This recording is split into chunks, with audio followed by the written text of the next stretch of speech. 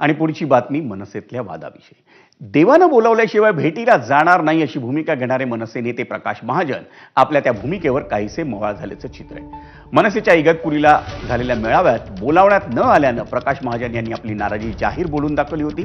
मनसे अध्यक्ष राज ठाकरे यांचे चिरंजीव अमित ठाकरे यांच्या भेटीनंतर त्यांची नाराजी दूर झाल्याचं महाजन यांनी सांगितलं.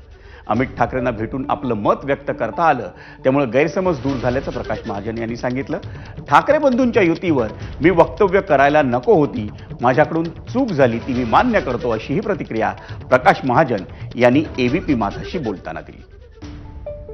त्या शिबिरात काय कशासाठी शिबिर होतं काय नाही, पण त्याची जी प्रसिद्धी झाली ती वेगळ्याच पद्धतीने, त्याच्यामुळं त्यांचा आमचा कोणाचाही गैरसमज त्यामध्ये झाला. आणि ठीक आहे, तो गैरसमज आता दूर झालेला आहे. इथून पुढे कशी वागणूक देतात मला असं वाटतं की बहुतेक आणि अमित साहेबाकडे तक्रार गेल्यामुळं माझ्याही काही म्हणण्याला साहेबांपर्यंत राजसाहेबापर्यंत ते पोहोचवतील आणि त्याच्यातून एक निर्णय होईल. वळूयात पुढच्या बातमी.